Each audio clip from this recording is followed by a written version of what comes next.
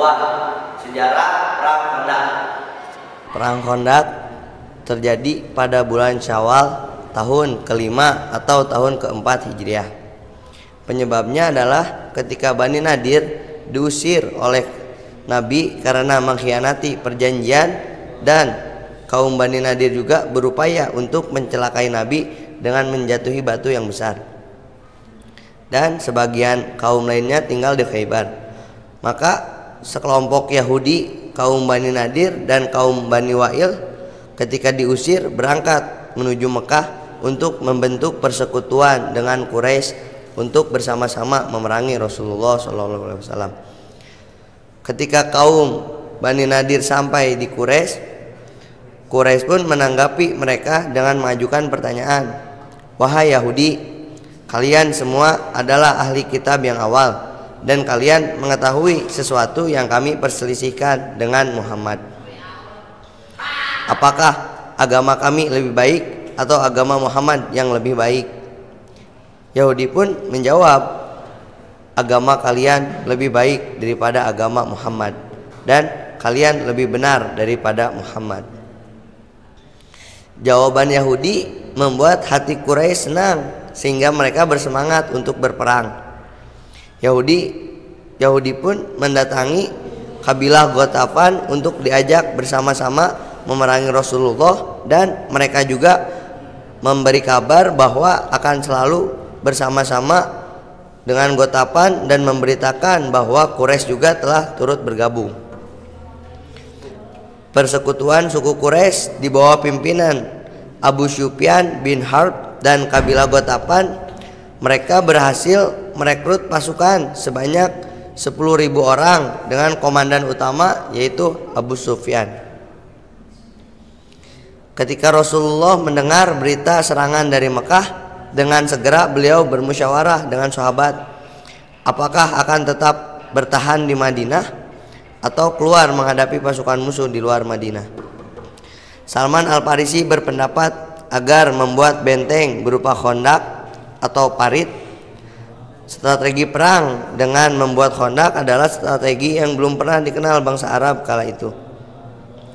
Lalu Rasulullah segera memerintahkan kaum muslimin untuk menggali khondak yang berlokasi di utara Madinah, mulai dari Harroh di timur sampai Harroh di barat. Harroh adalah daerah berbatu. Lokasi tersebut merupakan celah bukit yang menjadi pintu masuk ke Madinah.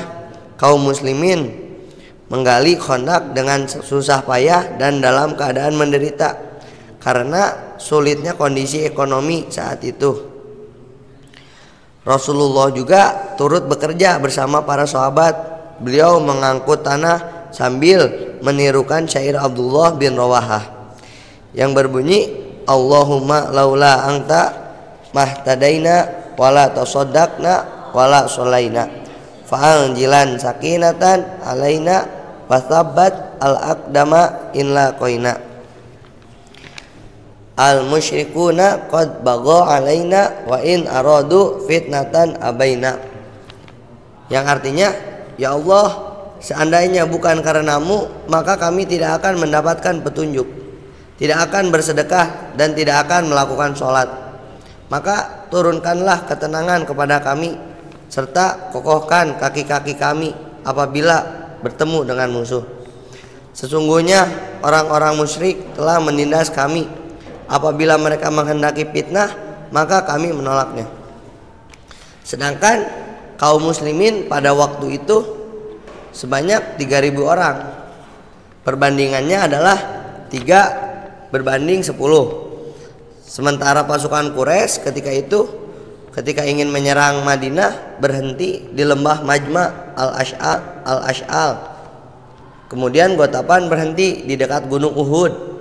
Antara kedua pasukan dipisahkan oleh khondak yang digali oleh kaum muslimin karena pasukan-pasukan Quraisy tidak bisa masuk ke Madinah. Kafir Quraisy tidak bisa melakukan serangan langsung. Mereka hanya bisa melemparkan anak panah dari luar parit setelah waktu yang cukup lama. Namun sekelompok kaum Quraisy ada yang berhasil menerobos melewati parit. Tetapi mereka berhasil dikalahkan dan sebagiannya lagi melarikan diri. Pertempuran dan saling lempar panah berlangsung sehari penuh sehingga kaum muslimin tidak bisa melaksanakan sholat pada hari itu dan dikodok pada hari berikutnya. Lalu Rasul menugaskan beberapa orang untuk menjaga Khandaq pada malam hari agar musuh tidak menerjang masuk. Rasul kemudian memberikan kabar kepada para sahabat bahwa mereka akan mendapat pertolongan dan kemenangan. Mendengar kabar dari Rasulullah, orang-orang munafik mengatakan, Allah dan Rasulnya tidak menjanjikan kepada kami melainkan tipu daya. Quran surat Al-Ahzab ayat 12.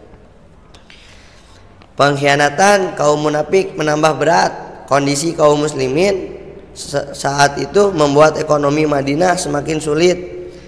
Bahwa Yahudi Quraidah yang tinggal di Madinah mengambil kesempatan untuk melanggar perjanjian. Huyai bin Akhtab dan pemimpin Bani Nadir yang telah diusir dari Madinah datang menemui Ka'ab bin As'ad al-Quraidi, pemimpin Bani Quraidah, lalu membujuk Ka'ab agar bersedia melanggar perjanjian damai dengan penduduk Madinah. Ketika berita tersebut didengar Rasulullah, beliau mengutus Maslamah bin Al-Aslam bersama 200 orang dan Zaid bin Harisah bersama 300 orang untuk menjaga kota Madinah, melindungi para wanita dan anak-anak. Ketika bahaya mengancam kaum muslimin dari segala penjuru, Allah kemudian memberikan pertolongan dari sisi yang tidak terduga, yaitu tiba-tiba datanglah Nuaim bin Mas'ud al-Ashja'i yang memiliki hubungan kekerabatan dengan Quraisy dan Yahudi Gotapan. Dia berkata, wahai Rasulullah, aku telah memeluk Islam tanpa sepengetahuan kaumku. Perintahkan aku untuk melaksanakan tugas darimu agar aku bisa membantumu. Rasul bersabda, engkau hanya satu orang, lakukan apa saja yang bisa engkau lakukan. Sesungguhnya perang adalah tipu daya. Nuaim kemudian berhasil membujuk Bani Quraidah, mengingatkan bahwa Quraisy sewaktu-waktu Quraisy bisa pulang ke Mekah. Mengatakan agar Bani Quraidah tidak ikut dalam persekutuan. Nuaim juga berupaya memecah persekutuan pasukan Ahzab dengan menemui para pembesar Quraisy dan Gotapan. Berkata, Yahudi telah menyesali pengkhianatan mereka atas Rasulullah. Bani Quraidah mengatakan, besok adalah hari Sabtu. Kalian telah mengetahui apa yang menimpa kami karena melakukan pelanggaran pada hari Sabtu. Karena itu kami tidak akan berperang bersama kalian sampai kalian memberikan kami seorang jaminan. Pertolongan berupa angin dan badai yang sangat kencang di malam yang sangat dingin menghancurkan dan menerbangkan kemah-kemah mereka serta membalik periuk mereka. Pasukan sekutu Quraisy kemudian memutuskan kembali ke Mekah dengan tanpa membawa hasil apapun. Sementara para pengkhianat Yahudi Bani Quraidah yang telah dewasa dijatuhi hukuman mati. Jumlah mereka sekitar 600 atau 700 orang. Wallahu alam.